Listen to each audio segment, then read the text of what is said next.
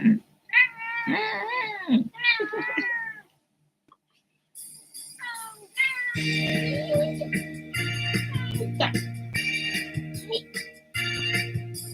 ba bam ba bam bam ba ami ba mi ba mi ba ba bam ba bam bam ba ami ba no no ba bam ba bam bam ba ami ba mi ba mi ba ba bam ba bam baはーみばののはい、藤子さんでございますよ。本日もお付き合いよろしくお願いいたします。この番組はお休み前の約1時間、10時5分ぐらいから11時ぐらいまでの間、皆様と楽しい時間を共有して、いい夢見れるライブを目指しておりますので、皆様積極的に参加してくださいませ。で、番組の前半はこのようににゃんこにチュールを用意しておりますので、猫の姿がそこそこ楽しめると思いますので、猫目的で参加される方は、ぜひ番組の冒頭にスマホを握りしめ、パソコンの画面にかぶりつき、息も止めて、瞬きもせず、ご視聴いただくことをお勧めしておりますよ。そしてそのままくたばらないようにご注意くださいませ。ちゃんとチャンネル登録とグッドボタンを押してスパチャを投げてからくたばるようにしてくださいね。で、今画面に収まっておりますのが、白茶のゆりさん、茶トラのまさるくん、白黒のくーたくん、画面に収まっておりませんが、グレーのぐーちゃん、三毛猫のたまちゃんと、我が家には全部で5匹のかわいい猫ちゃんがおりますよ。で、5匹のかわいい猫ちゃんがいる生活ってどんな感じなのかなっていうのをちょっと楽しんでいただけたらいいんじゃないのかなと思いますよ。で、猫のことをもうちょっと詳しく知りたいよと思われる方は、概要欄のところに猫紹介してありますので、そちらを読んでいただけたらいいんじゃないのかなと思いますよ。で、同じく概要欄のところに Amazon のウィッシュリストのリンクが貼ってありますので、そちらからチュールをポチッとご購入いただければ、我が家に届く便利なシステムとなっておりますので、にゃんこにチュールあげようかなと思われる方は、そんな便利なシステムをご利用いただくことをお勧めしております。はい。お皿は空っぽになったんだけど、まだにゃんこたちはお皿が気になってるな。はい。ヒーター前がね。はい。リータンは肩のお皿が気になるね。はい。で、1日1個、猫に関してのお話もしませんので、これから皆様と一緒に乾杯しようと思いますので、お付き合いよろしくお願いいたします。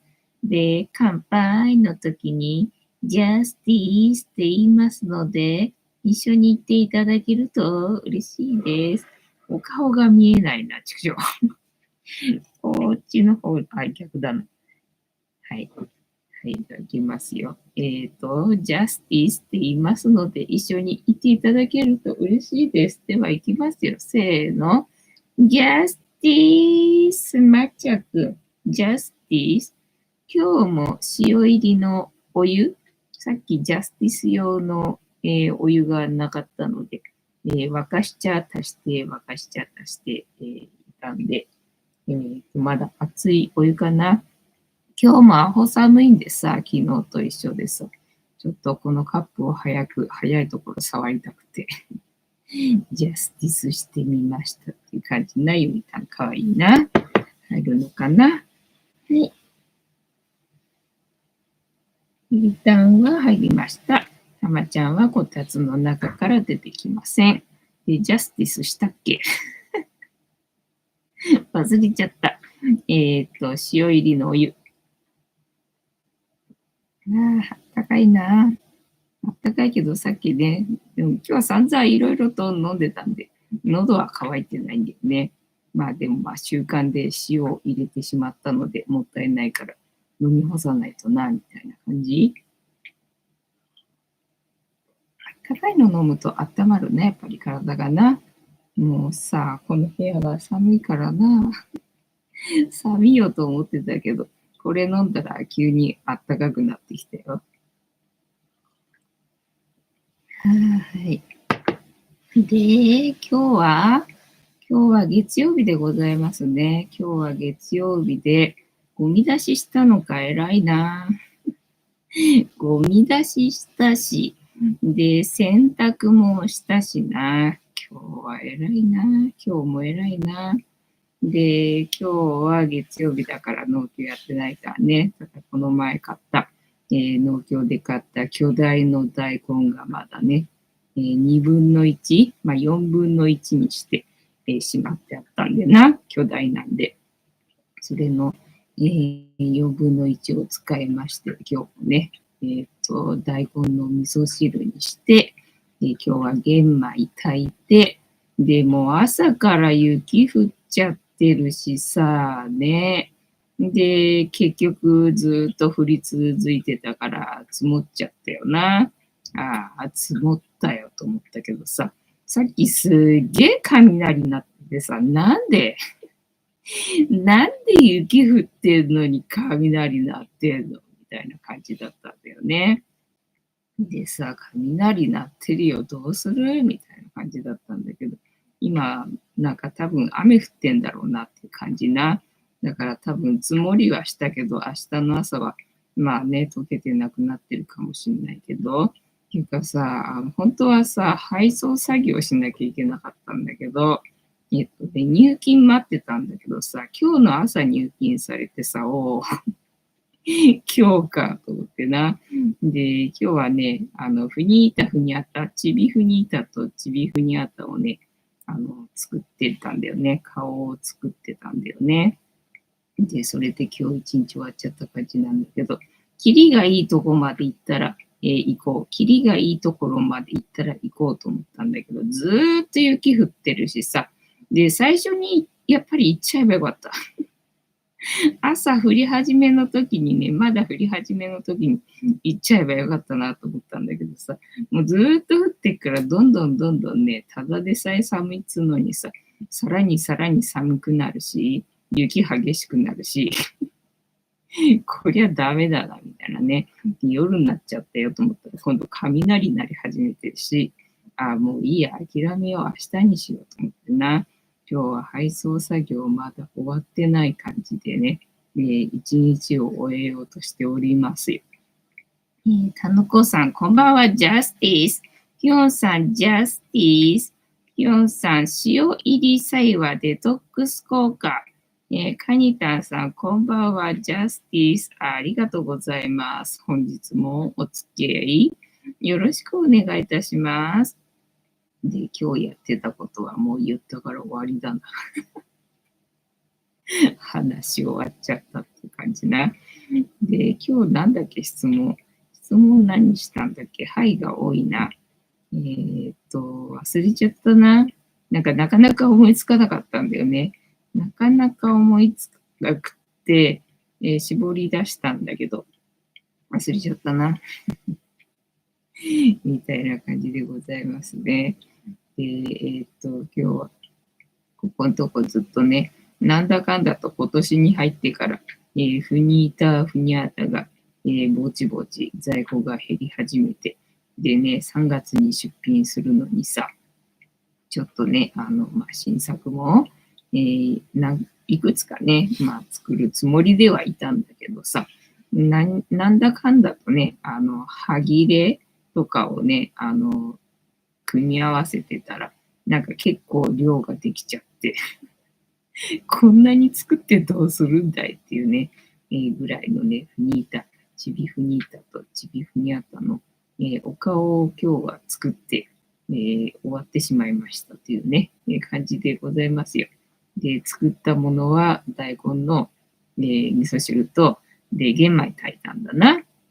玄米炊いたんだけれども、納豆ね、そろそろ食べようかしらと思ったんだけど、買い物行くのにさ、寒いからさ、ちょっとな、だから本当は配送作業をするつもりだったからさ、それのついでに、まあ外出るんだったら買い物しようと思ったんだけど、なんかみんなね、最近ね、クレジットカード払いじゃなくてね、なんか振り込みみたいな支払い方法が多いのよね。で、他にも支払い待ってる人がいて、その人がまだね、振り込んでくれなくて、全部いっぺんに行こうと思ったわけよ、この寒いからさ。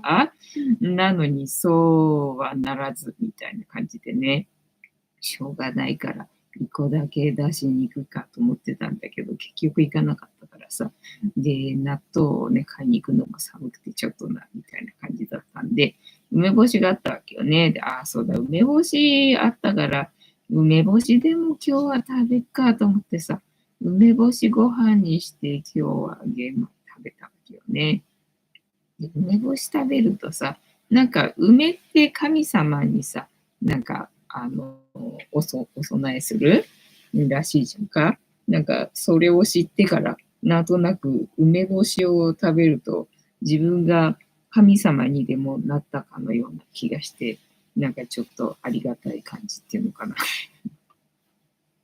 なんかそんな気持ちで、今日は、梅干しご飯をお昼に食べましたって感じな。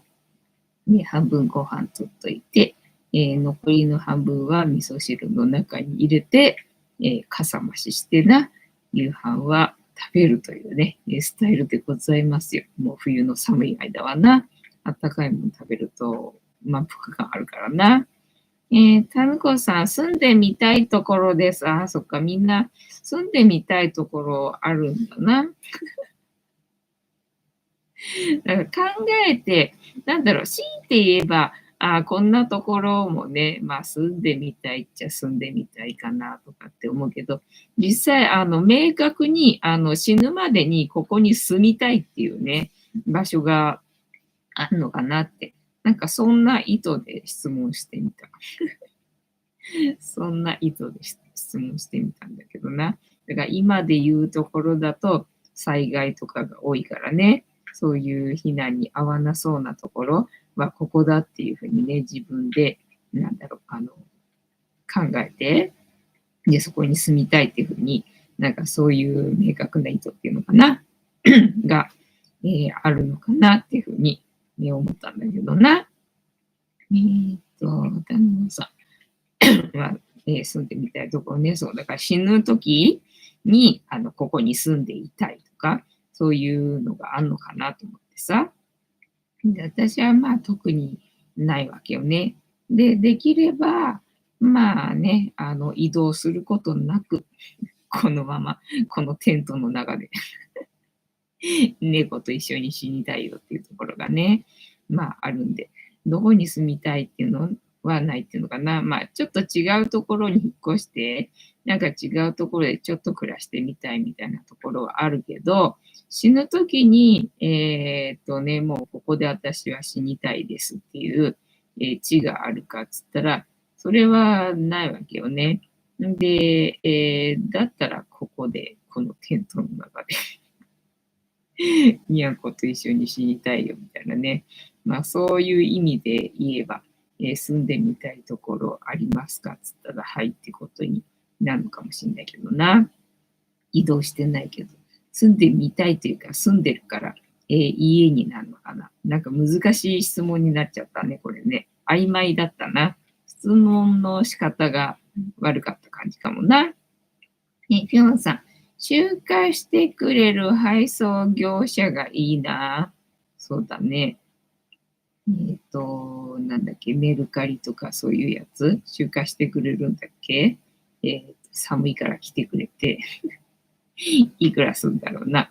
多分ね、なんだっけ、送料のが高くついちゃうんだよね、商品よりね。だから出品すれば出品するほど、どんどん赤字になっていくっていうスタイルな。で、あとはそうだね、今日はなんかもうそろそろあれかもしれない。そろそろあれかもしれないってどういうことだよって感じなんだけど、なんかきな臭くなってきたっていうのかな。だんだん過激な発言する人が増えてきたんで、じゃあまあちょっとここまでやっとけば自分もまあ納得いくっていうのかな。まあよくやったよねってなるかなって思ったのが、にゃんこのね、トイレの砂はまあちょっと買い足したわけよ。で、にゃんこのカリカリもまあどうせすぐ食べちゃうけどさ、まあちょっと買ったわけよね。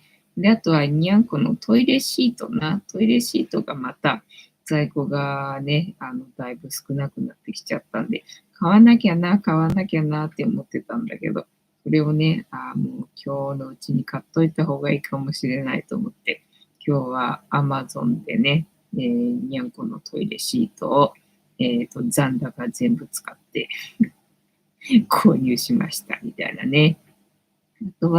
あとはもうしばらくは、にゃんこのね、当面のご飯、カリカリのことを考えとけば、まあ、ひとまずいいかな、みたいな、感じでございますな。カニタンさん、屋上のタープが、端っこに寄せてあったのに、雪が溜まって、米袋のようになってたので、雪下ろししてきました。雪下ろしっていうとなんか雪国っていう感じするよな。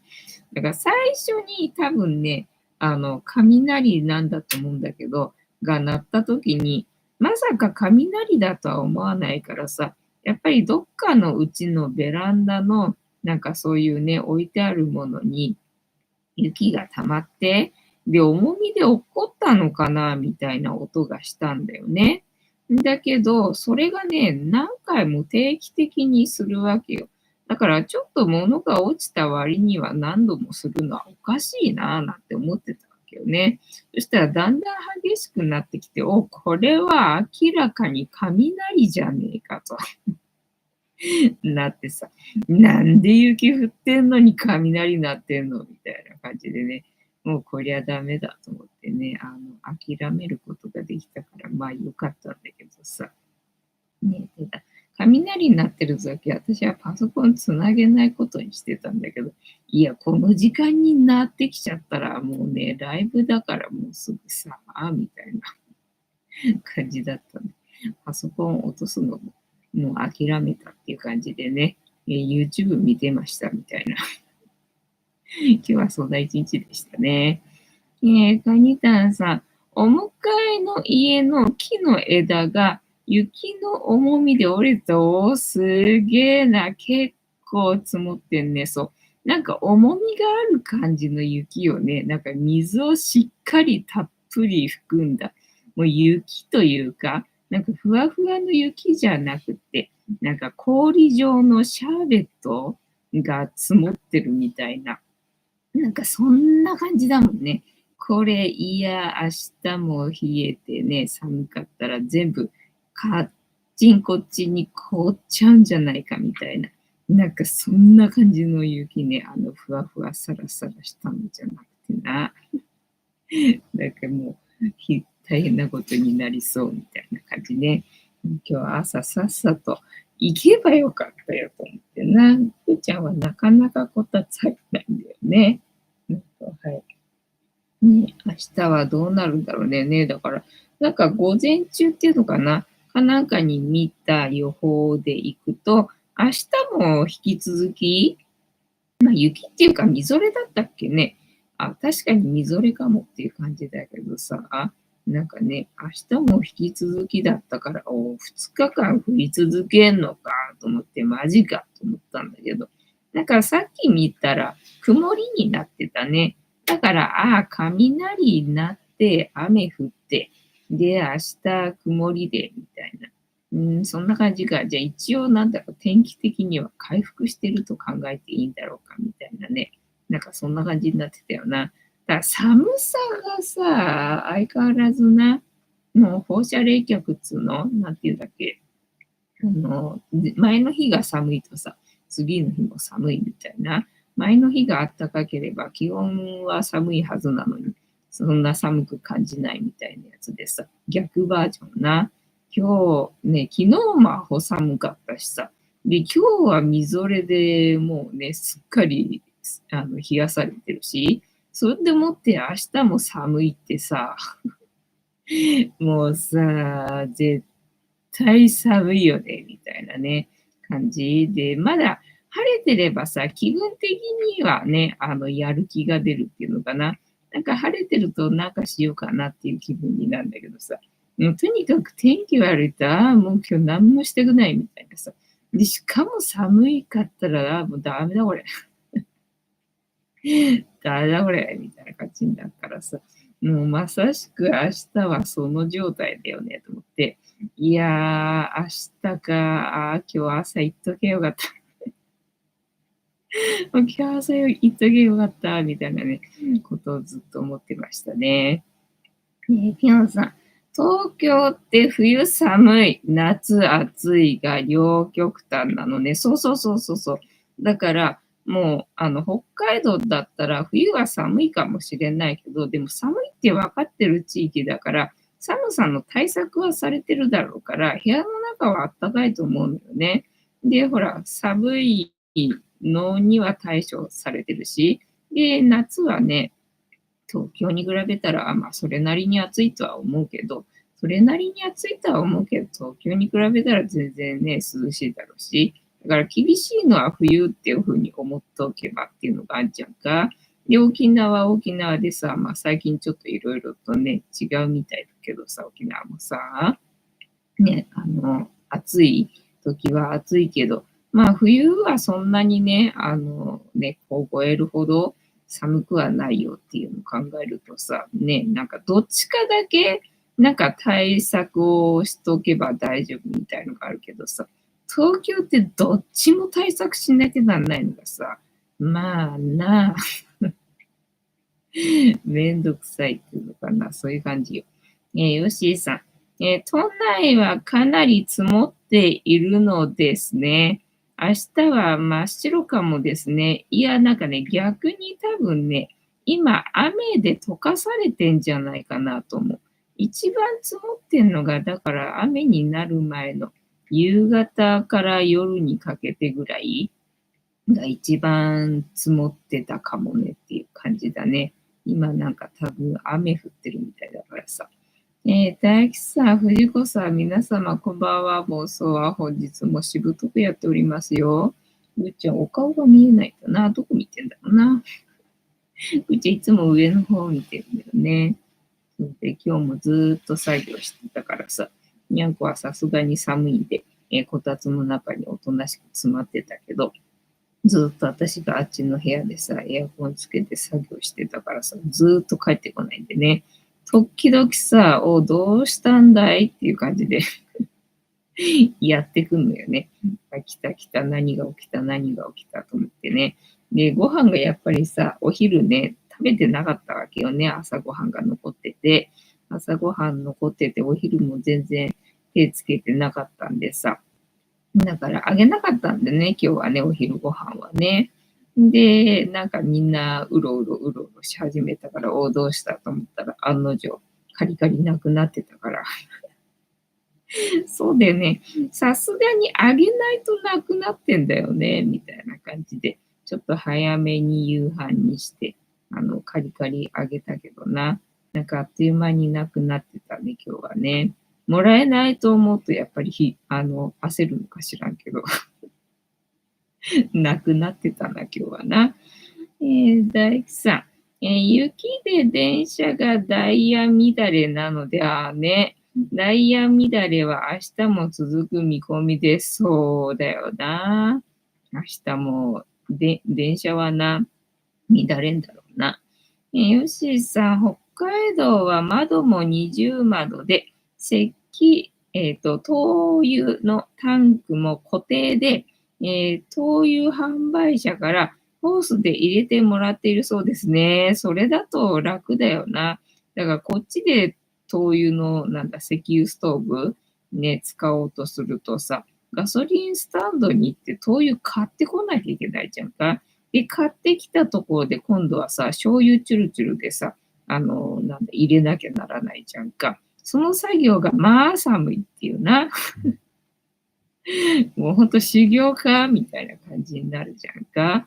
ね、そうやってちゃんとされてる方のが、かえってね、暖かく過ごせるっていうの。だから北海道が一番アイスの消費量が多いらしいじゃんか。でね、冬場でも家の中ではさ、半袖 T シャツで過ごしてるっていうからさ、東京そういうわけにはいかないもん。寒いもん。いくら暖房ガンガンに入れたところでさ、半袖 T シャツは無理だもんっていうね、感じだよな。ピヨンさん、ノーマルのタイヤで、自動車通勤してるからかな。雪降ると怖いです。あ、なんかそういえば首都高がノーマルタイヤ進入禁止になったんだっけ。なんかそんなのさっき聞いたよ。確か首都高だった気がするけど、あ、そうなんだと思って。なんだっけ、ノーマルじゃないのってなんて言うんだっけ。スパイクじゃなくて、スパイクじゃなくて、スタッドレスだ。スタッドレスってでもなんかね、高速を走ると痛むからとかっていう風に聞いたことある気がしたんだけど、あ、スタッドレスで高速走れるんだ、へえ、とかって逆に思ったんだけどね。走れるんだね。よく知らんけど、みたいな感じかな。で、そう、禁止になったってね。あとは今日何があったかな。何の YouTube 見たかな。まあいいや、タロットカードタイムにでも行くかね。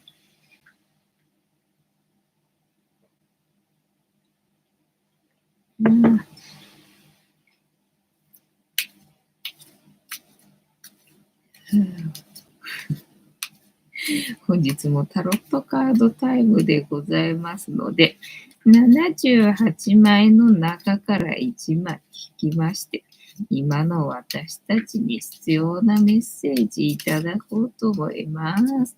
で、このシャッフルは皆様のストップの掛け声で止まりますので、ご協力よろしくお願いいたします。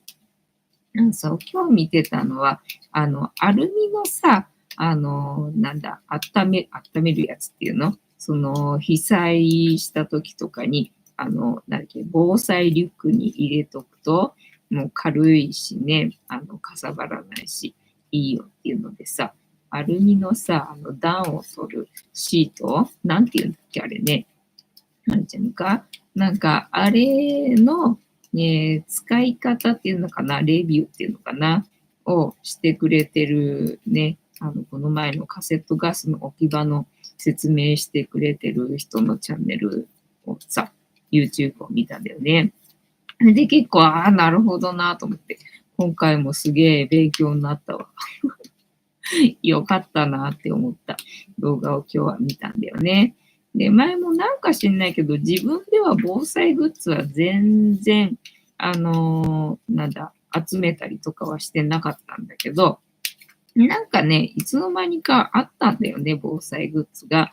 で、一応、まあ、置いといた方がいいかと思ってさ、とりあえずまとめておいてはあったんだけど、まあ、使わないからと思ってさ、全部処分しちゃったり、人にあげちゃったりとかさ、いろいろしてね。で、そのアルミのシートもさ、あったんだけどさ、今まで使ったことがなかったわけよね。試しに使ってみればよかったかなって思ったんだけど、もう使ったことがなくって。で、他の人の動画見たらさ、100均でやっぱりそのアルミシート買って、防災リュックに入れてたんだけど、この前防災の日かなんかの時に、それ開けてね、中身の再点検をしたら、もう全然ダメになってた。全然ダメになってたっていうのがあって、あ、そうだったんだと思って、じゃあね、あるからと思って安心してなくてよかったわと思ってな。今ないからさ、と思って。でね、なんか、アルミのシートがいろいろと種類があるんだなっていうのもさ、全然知らなかったから、あ、そうなんだと思ってね、すげえいろいろよくわかってよかったんだよね。えーっと、てんたまさん、藤子さん、皆様、こんばんは、ボンソワ。本日もしぶとくやっておりますよ。で、アルミのシートが、あれほら、軽いじゃんか。軽いし、シートだからさ、自分でずーっと掴んどかなきゃいけないわけよね。なので、そうすると何もできないんで、ポンチョ型っていうのがあるんだって。だから、もし、使うんであれば、このシート状のは全くもって使い物にならんと。もし買うんであれば、ポンチョ型のものがあるから、ポンチョ型のやつにした方がいいっていうので、で、やっぱり頭も寒いからさ、なんだ、防寒しようとするときって、で、ポンチョ型だとほら、帽子もついてるから、ああ、なるほどね、それはいいよね、と思って、やっぱりずっとさ、最初、こうね、くるまってるだけだったらまあいいけどさ、ずーっとこれ寒いからってやってらんないもんね。もう手も疲れちゃうし、ああ、なるほどなと思って、シートは全然使い物にならないんだっていうのがさ、まあ勉強になってよかったよなっていう感じ。はい。雪の中、ラインデリアストップ。あ、もうストップしちゃってっから。ストップできないから、これ以上な。てんたまさん、東京は雪ですか？ね、雪っていうか、みぞれなのかな？もうね、しっかり氷みたいな、そんな感じの雪でございますよ。では、ラインデリアストップいただきましたので、ここから6枚置きまして、7枚目のカード、今の私たちに必要なメッセージいただこうと思います。では、いきますよ。せーの。1、2、3、4、5、6。で、7枚目のカード、本日はこちらでございます。せーの。じゃじゃん。なんだ、納得がいかない。納得がいかないのカードだな。ふーちゃん、せっかくヒーターあるのにさ、なんで私の後ろに来ちゃうのかな？ニコ、結局、いないじゃないか。なんで私の後ろに来ちゃったのかな？ヒーターついてるぞ。朝は消しちゃったけどな。さすがにずっとつけとくとあれかなと思って消しちゃうんだけどね。で、今日はカップの4か逆位置だね。逆だから全部ひっくり返っちゃってる感じだな。納得いかないし、もうひっくり返っちゃってるし、もうダメじゃん、みたいな感じだな。カップ4。出てくるかな。カップ4逆位置っていうのがあったな。マンネリからの脱出や問題解決の暗示。いいカードじゃないか。じゃあ、ちゃんと読んでみましょうかね。絵柄の意味、世界観。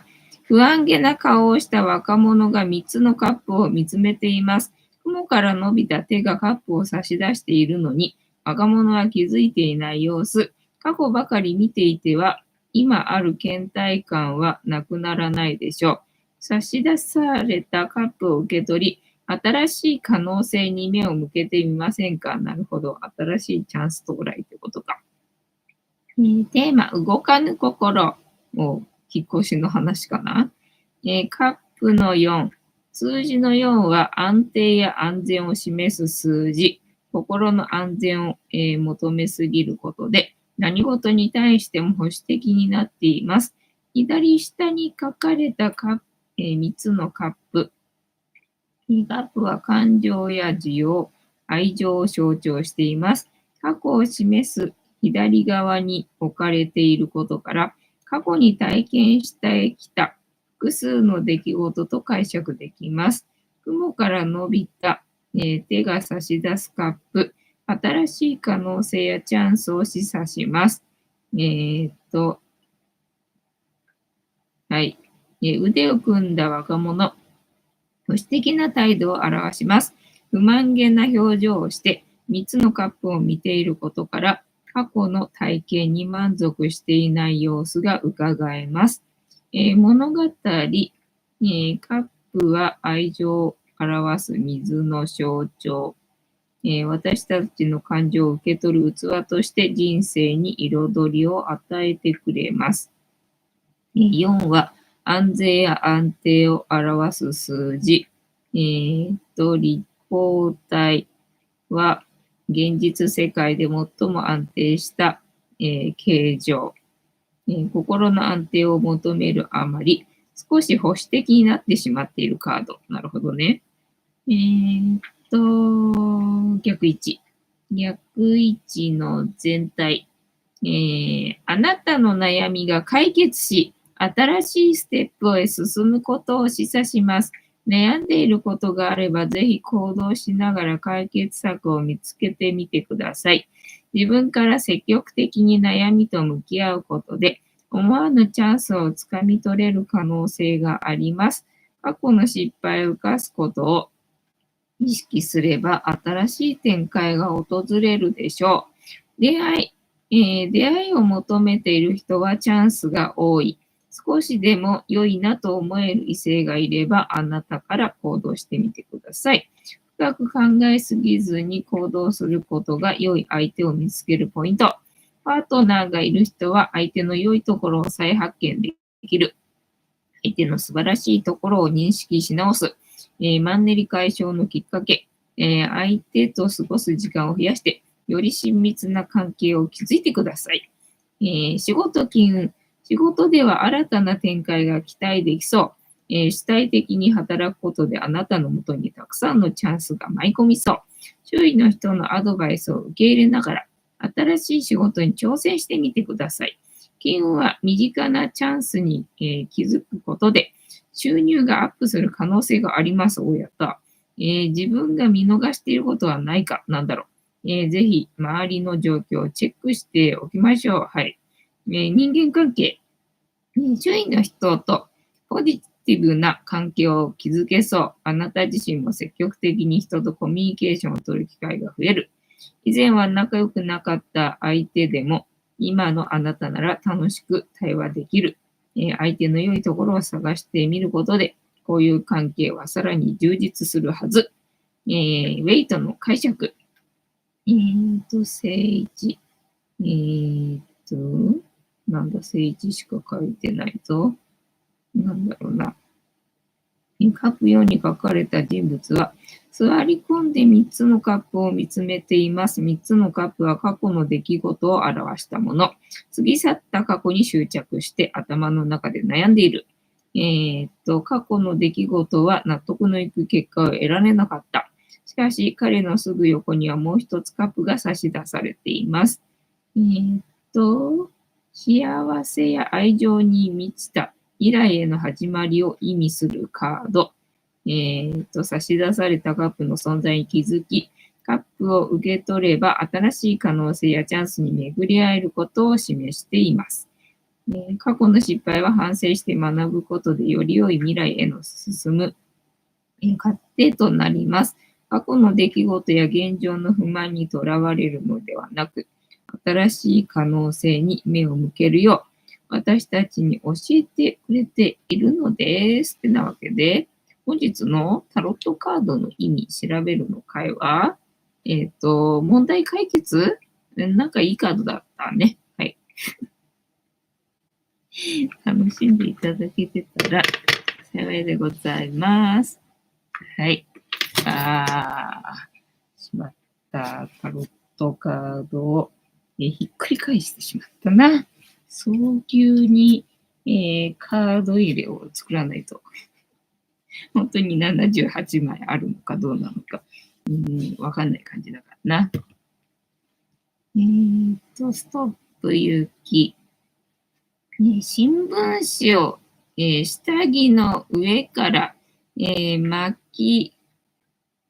着の上から巻きまくって服を着れば暖かいらしいです。そうそう、だからそう。アルミのシートも、もしやるんであれば、その上からだとずっと押さえておかなきゃならないんで、その上に服を着るとか、そういう使い方をした方がいいって。で、その寝袋にね、入るときも、その寝袋の中にアルミシートみたいな、なんかそういう使い方らしいね。ピョンさん、てんたまさん、新鮮ですね。でも、ほんと暖かそ天玉さん、ぴょんさん、ぜひ試してみてください。ぴょんさん、あ、うち新聞取ってない。そう、新聞紙使えるって言われても、新聞紙がそもそもないんでね、なんか困っちゃうっていうところがあるよね、今ね。新聞紙使えるって言われても、新聞どうやって手に入れたらいいんですかみたいなところよね。そうで、アルミシートの話してたんだな。アルミシートで、シートは全くもって使えないと。で、消防の現場ではまあよくそのアルミシートは使うんだけど、それはもう本当なんだ。怪我した人とかそういう人をくるむために使うわけでね。暖を取るのに使うのには、まあ、アルミシートは全くもって使えないっていうので、で、もし、使いたいんであれば、ポンチョ型にすれば手が空くっていうのと、で、あとはね、その、ポンチョ型じゃなくてなんかあったんだったっけな。で、アルミシートも値段がね、ピンキリなんだけど、どれがいいんだかっていうところで、まあ、やっぱりね、高くなると、音がね、気にならない感じになってくるらしいんだよね。なんか柔らかい感じになるらしいんだよ。で、そう、全然考えたこともなかったのが、結露するっていうんだよ。中で結露するっていうのでさ、ああ、確かにそうかと思って、だから寒い時にあれ使うわけじゃんか。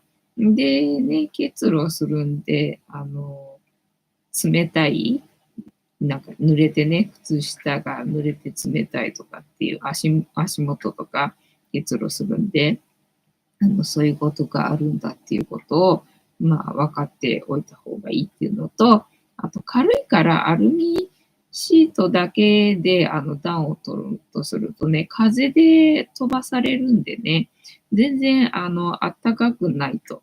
で、重みがないとやっぱりね、あったかくないんで、アルミシートよりも毛布の方のがあったかいよって。だから暖を取る装備で、その防災リュックに入れるんであれば、アルミシート、まあシートっていうか、まあできればポンチョ状みたいな感じね。シート状じゃないもの、その袖が、あるものっていうのかな。にして、で、プラス、寝袋っていうのでね、ただ、結露はしますよっていうね、感じだったな。で、そう、だから重みがないと、寒いよって。だから毛布の方のが、一番やっぱりね、暖を取るなら、あったかいよってね、話だったね。なるほど、確かにそうだよなって思ってさ、全然思いつかなかったなっていう情報がいろいろあって、なるほどねっていうね、感じだったかな。で、やっぱりさ、アルミシート風で飛ばされるっていうの軽いから、だから寒い時なんでさ、その焚き火だとか、そういうストーブだとか、そういうそばにね、いるかもしれないんだけど、それで結構燃えるんだよね、アルミシートがさ。やべえって感じなんですげえ燃えるんだよね。で、ただ燃えるのを見てるだけだったらそんなね、なんか燃えるなって感じなんだけど、これ服着てるとかさ、だともうね、皮膚に張り付くんで、危険だよっていう話でさ、ああ、そうだなと思って。そう考えるとやっぱりね、ふわふわした状態じゃないっていうのちゃんと固定されてる重みがある感じのね、状態の方がいいんだなっていうのがさ。だからまあ着るんであれば、その上に服を着るっていうのでね、ああ、なるほどなって使い方全然考えたことなかったなっていうね、情報を今日は知りました。うち新聞取ってない。ペンタマさん、ピョンさん、ネットニュースで十分ですからね。そう、なんかさ、スマホ持ってる人は全員 NHK の受信料取るとか言ってんでしょ。もうほんとふざけんなな。ほんとろくでもねえな、みたいな感じよね。もうスマホ解約してやっから、そしたら、みたいなな。でもあれか、ネット環境がある人は全員 NHK の受信料を取るっていう話だから、だからスマホじゃなくてパソコンでもダメっていうことことなのかねって感じね。まあ嫌だと言って払わないことだね。もう全員が全員で嫌だと言って払わなければいいだけの話だからね。まあそれで逮捕されるんだったら全員で逮捕されればいいんで。そうすれば無理だから。そんな無理だからな。だから全員が払わなきゃいいんだけどさ、って感じな。まあそういうことになってるらしいな、今な。ねえ、あ、うち新聞取ってない。ネットニュースで十分。ピョンさん、放送用のエアキャップならたくさんあるけど、ああ、それでいいんじゃないの？それで服作ってな、着てればいいんじゃないのかな。ねえ、てんたまさん、アルミシートでインナーを作ってみるとかいかがでしょうね。だからまあ、災害時に寒くって、で、他になかったらそうやって使うのがきっといいんだろうね。とにかく上からこう、毛布のようにして使おうとしたら、もう全然使えないと。そういう話だったので、ああ、確かになるほどねっていうふうに、思いましたよ。てんたまさん、ピヨンさん、エアキャップも暖かいはず。そうそうそう。だから前さ、よくなんだ、ネット通販とかでさ、買い物するとさ、そういうのエアキャップでいっぱいぐるぐる巻きにしてさ、送られてきたりとかするからさ、いっぱいあったんだよね。なので、それをさ、防寒っていうか、防寒か。そうこの部屋がとにかく寒いんで、最初にやった対策が、そのエアキャップをさ、窓全面に貼ったんだよね。まあ全面に貼ろうとするとさすがにそこまではなかったんで、まあ全面には貼れなかったんだけど、エアキャップね、あるだけ貼ったんだよね。ただあれさ、日光に弱いのよね。日光に弱いんでさ、最初ね、両面テープで窓に貼っちゃったわけよね。そしたらその両面テープは剥がれないし、で、エアキャップはボロボロになるし、もう大惨事よ。もうあれまだね、剥がれてなくてくっついてる部分あるけどさ、もう大変だったよね、あれ取るのね。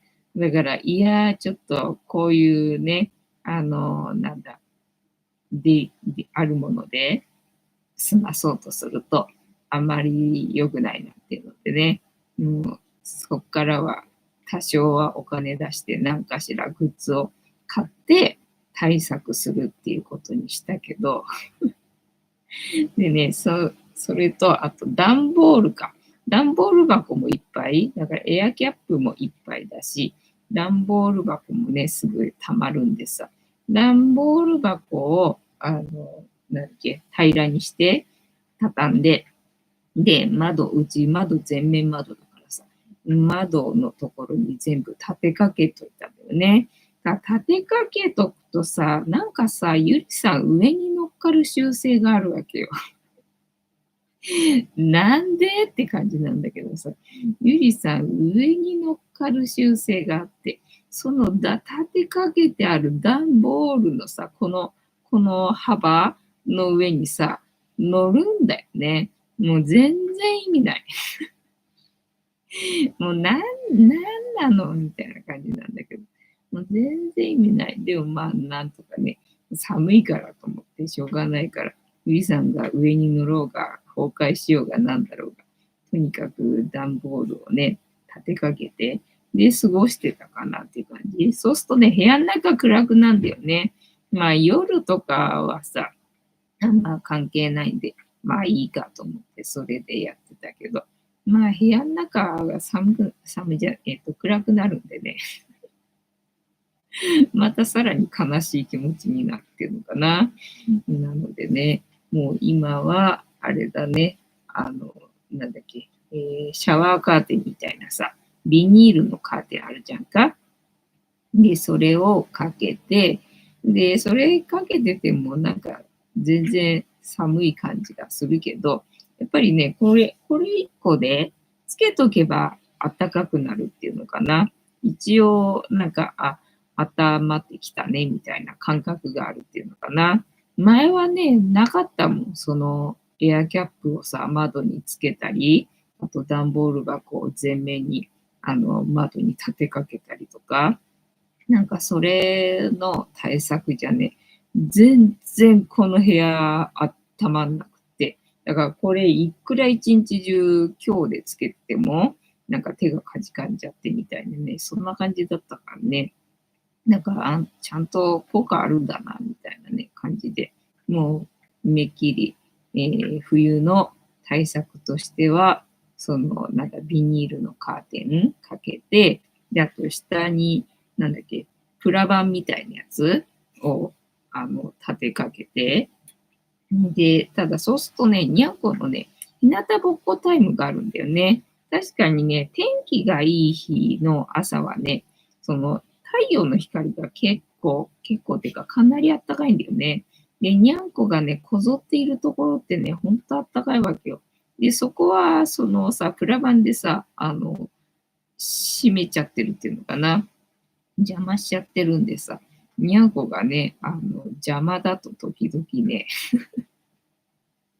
時々訴えてたね。訴えてたけど、今、テント生活になってからはさ、もうこのテントの中に日がない一日みんなしてさ、詰まってるんで、特に今はもう特に何も言われないけど、前はね、天気のいい日は、プラ板が邪魔だとにゃんこが、ほ崩壊してたっていうのかな。もう全然もう押し合っちゃってて、もう意味ないじゃないかみたいなことに、ね、なってまして。センタはさん、猫の行動は予測不能ですからね、ほんとね。なんでなのなんでなのって感じだ。だから前に、アイス、逆にね、夏の対策で、夏、にゃんこたちがね、暑そうでかわいそうだなと思って、で、凍らしたさ、アイスのっていうのを、入れられる箱、にゃんこの箱があったわけよね。で、それだと、夏涼しく過ごせるみたいなやつがあって、これいいかなと思ってさ。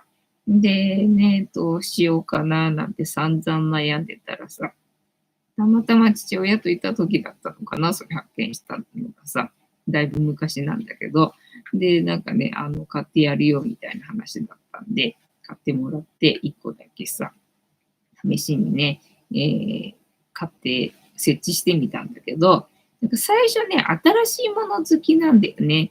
新しいもの好きなんで、にゃんこ最初はね、こぞってそこにね、詰まってたんだけどさ、一瞬詰まってたんだけど、そうやってね、みんなが詰まってるにもかかわらず、ゆりさん上に乗っかるんだよね。それで崩壊するわけよ。でも一回乗られちゃうともうさ、ああいうの形をさ、保ってらんないんで、もう潰れちゃってね。でも潰れちゃうともうにゃんこはさ、もう興味示さないんで、もうずーっとただの、置いてあるものになっちゃったんで、もうしょうがないかね。もうしばらく置いてあったけど、何年か置いてあったけど、いや、もうこれただ置いてあるだけだもんねっていう感じで、しょうがないから処分したよっていうものがね、まあ、いくつかありますよ。っていうね、感じでございますよ。猫あるあるなのかな、これってな。てなわけで、本日も竹縄ではございますが、いいお時間になってまいりましたので、そろそろお開きにさせていただきまして、調子が良ければ11時ぐらいまで毎日のようにやっておりますので、お時間合うときはお付き合いいただけると嬉しいです。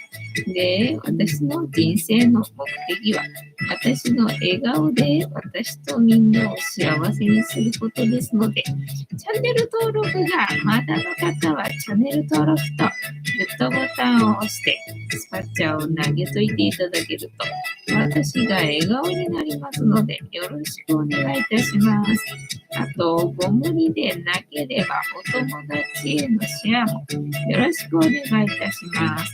猫の姿が物足りなかったよって方は、このチャンネルには猫の動画がいっぱいありますので、そちらを全部見といていただけたらいいんじゃないのかなと思いますよ。てなわけで本日もお付き合いありがとうございました。次回も見てくれるかな？はーい、いいとも。じゃんけんぽい。はい。ではでは、いい夢見てね。おやすみなさい。バイなら。